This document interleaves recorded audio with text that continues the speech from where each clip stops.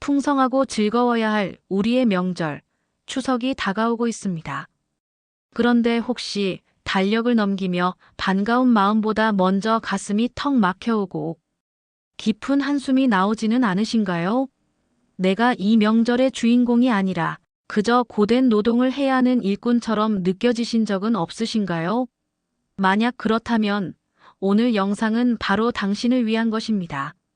올해 추석만큼은 나 자신을 완벽하게 지켜내고 진짜 행복을 누리는 명절로 만들 수 있는 아주 특별한 비법을 알려드리겠습니다. 안녕하세요. 50대 이후의 행복한 삶을 함께 만들어가는 행복백세 TV입니다. 혹시 오늘 영상의 주제가 너무 당연한 이야기처럼 들리시나요? 하지만 잠시만 귀 기울여 주십시오. 오늘 우리는 그저 힘내세요, 조금만 참으세요 같은 뻔한 위로를 하려는 것이 아닙니다. 여러분의 마음속에 어떤 상황에서도 흔들리지 않는 단단한 근육, 마음 근육을 만드는 구체적이고 실용적인 방법을 알려드릴 겁니다. 영상을 끝까지 보시면 왜 그동안 내가 명절마다 힘들었는지 명확하게 이해하게 되고 앞으로 다가올 모든 명절을 스트레스 없이 오히려 기다려지는 시간으로 만들 수 있는 지혜를 얻게 되실 겁니다. 명절 증후군이라는 말, 이제는 너무나 익숙한 단어가 되었죠. 실제로 한 통계에 따르면 주부 10명 중 8, 9명이 명절 증후군을 겪는다고 합니다. 허리, 어깨, 손목 통증 같은 신체적 아픔은 물론이고 가슴이 답답하고 우울해지는 마음의 병까지 얻게 되죠. 경기도에 사시는 60대 김순덕 씨의 이야기를 잠시 해볼까요? 순덕 씨에게 추석은 전쟁과도 같습니다. 명절 일주일 전부터 장보기 목록을 짜고 연휴 내내 허리 한번 제대로 펴지 못하고 기름 냄새 속에서 전을 부칩니다. 오랜만에 만난 동서는 명품 가방을 새로 샀다며 은근히 자랑을 하고 시누이는 음식 맛이 예전 같지 않다며 타박을 합니다. 애써 웃으며 넘기지만 밤에 홀로 누우면 서러운 마음에 눈물이 핑 돕니다. 내가 왜 이렇게까지 희생해야 하나? 누구를 위한 명절인가 하는 생각에 잠을 설치기 일쑤입니다. 이 이야기가 혹시 남의 일 같지 않게 느껴지시나요? 바로 이것이 문제입니다. 우리는 너무 오랫동안 명절의 행복을 위해 누군가의 희생이 당연하다고 여겨왔습니다. 특히 우리 중장년 여성들은 가족을 위해 나를 돌보지 않는 것을 미덕으로 배우며 자랐습니다. 하지만 시대가 변했습니다. 이제는 나를 먼저 지키고 돌보는 것이 결과적으로 가족 모두를 행복하게 만드는 가장 현명한 길이라는 것을 깨달아야 합니다. 외국의 사례를 잠시 볼까요? 미국의 가장 큰 명절인 추수감사절을 보면 온 가족이 모이지만 우리처럼 한 사람이 모든 음식을 다 준비하는 경우는 드뭅니다. 각자 음식을 하나씩 만들어 와서 나눠 먹는 포틀럭 파티 문화가 보편적이죠. 역할 분담이 자연스럽게 이루어지니 누구 한 사람에게 부담이 쏠리지 않습니다. 가까운 나라 일본의 명절 오세치 요리는 대부분의 가정이 백화점이나 전문점에서 주문해서 먹습니다. 명절 음식은 정성이라는 생각도 있지만 그보다는 가족들이 함께 모여 대화하고 휴식하는 시간에 더 큰 가치를 두는 것입니다. 이런 사례들은 우리에게 중요한 점을 시사합니다. 명절의 본질은 고된 노동이 아니라 함께하는 즐거움이라는 것입니다. 이 본질을 되찾기 위해 지금부터 여러분의 마음 근육을 단단하게 만들어줄 4가지 방법을 알려드리겠습니다. 첫 번째 마음 근육은 바로 생각의 틀을 바꾸는 것입니다. 심리학에서는 이를 인지적 재구성이라고 부릅니다. 어렵게 들리지만 아주 간단합니다. 지금까지 명절이니까 당연히 해야 해라고 생각했던 모든 것들 앞에 내가 선택할 수 있다는 말을 붙여보는 겁니다. 예를 들어볼까요? 음식은 무조건 10가지를 해야 해가 아니라 올해 우리 가족이 정말 좋아하는 음식 5가지만 집중해서 맛있게 할 것을 선택하겠다고 생각하는 겁니다. 모든 설거지는 당연히 내 몫이야가 아니라 가족들에게 역할을 분담해달라고 요청하는 것을 선택하겠다고 마음먹는 거죠.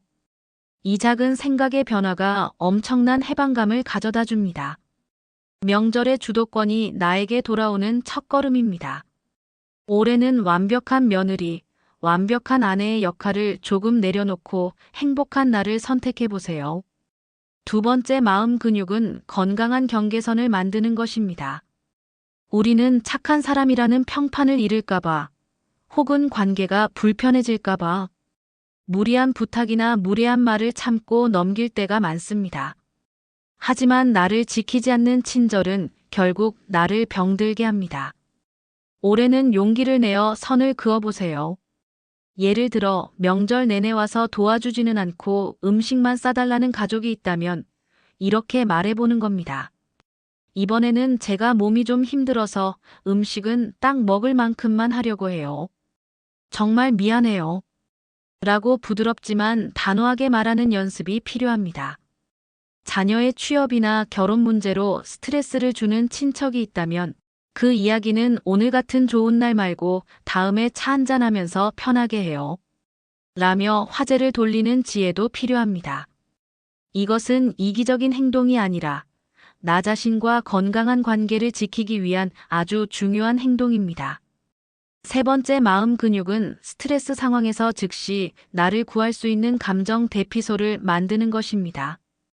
아무리 마음을 다잡아도 명절에는 예기치 못한 상황들이 터져나오기 마련이죠.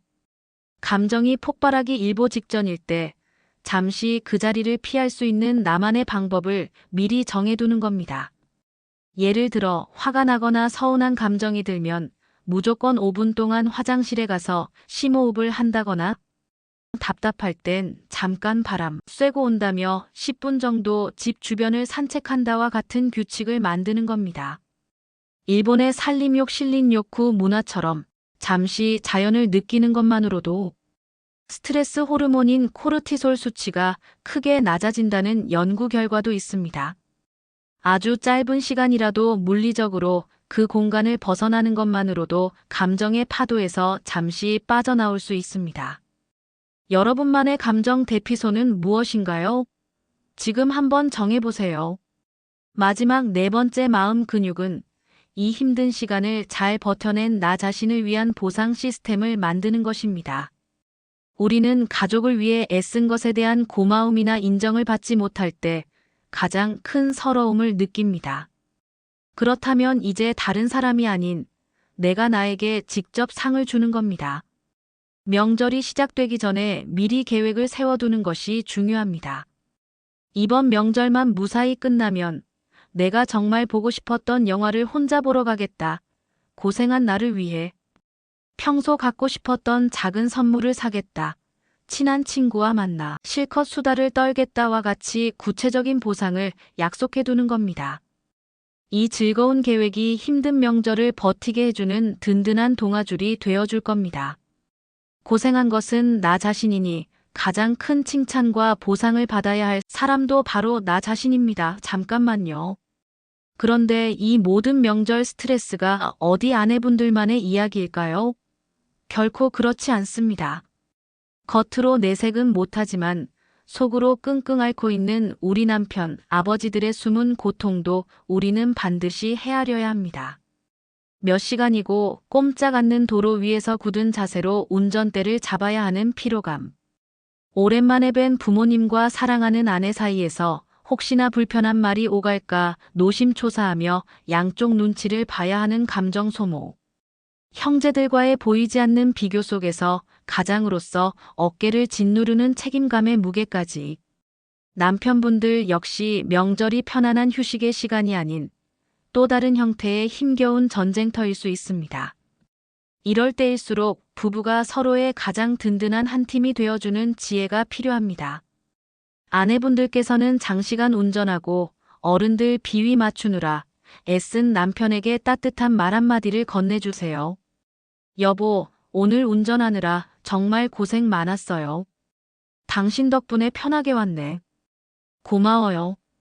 이 한마디가 남편의 모든 피로를 녹여줄 수 있습니다. 그리고 남편분들께서는 명절의 모든 짐을 아내에게만 지우지 않는 현명한 조력자가 되어 주셔야 합니다. 아내가 음식 준비로 지쳐 보일 때 여보, 설거지는 내가 전담할게. 당신은 잠시 허리 좀 펴고 쉬어. 라고 먼저 말해주세요. 아이들을 데리고 잠시 산책을 다녀오며 아내에게 혼자만의 휴식 시간을 선물하는 것도 아주 좋은 방법입니다. 특히 어머니와 아내 사이에 미묘한 기류가 흐를 때는 방관자가 아니라 적극적인 중재자가 되어야 합니다. 어머니, 엄마가 명절 내내 음식하느라 힘들어서 그래요. 예쁘게 봐주세요. 라며 아내의 편을 들어주고 여보, 우리 엄마가 당신 보고 싶어서 한 말이니까 너무 마음에 담아두지 마. 라며 양쪽을 다독이는 지혜로운 역할이 필요합니다. 명절의 행복은 어느 한 사람의 희생으로 만들어지는 것이 아니라 부부가 서로를 최고의 아군으로 여기며 이해하고 배려하는 마음에서 시작됩니다. 오늘 내용을 다시 한번 정리해 볼까요? 첫째, 의무가 아닌 선택으로 생각의 틀을 바꾸세요. 둘째, 나를 지키기 위해 건강한 경계선을 긋는 용기를 내세요. 셋째, 감정이 힘들 땐 잠시 피할 수 있는 나만의 대피소를 만드세요. 마지막으로 고생한 나를 위한 멋진 보상을 미리 약속하세요. 행복백세TV 구독자 여러분, 명절의 진짜 의미는 음식을 몇 가지나 차렸느냐, 얼마나 완벽하게 손님을 치렀느냐에 있지 않습니다. 온 가족이 모여 서로의 안부를 묻고 함께 웃고 서로를 위로하는 따뜻한 시간에 있습니다. 그리고 그 시간의 중심에는 바로 나의 행복이 있어야 합니다. 내가 행복해야 내 주변 사람들에게도 따뜻한 에너지를 나눠줄 수 있습니다. 올해 추석은 더 이상 의무감에 나를 희생시키지 마세요. 오늘 알려드린 4가지 마음 근육 단련법을 꼭 실천하셔서 몸과 마음이 모두 건강하고 풍요로운 한가위를 보내시길 진심으로 바랍니다. 여러분 한 분 한 분이 가장 귀하고 소중한 존재라는 것을 절대 잊지 마십시오. 오늘 이야기가 마음에 와닿으셨다면 구독과 좋아요 버튼을 눌러 행복백세TV를 응원해주세요. 여러분의 행복한 100세 시대를 위한 더 유익하고 따뜻한 이야기로 다시 찾아뵙겠습니다. 가족과 함께 웃음꽃 피우는 행복한 추석 보내세요. 감사합니다.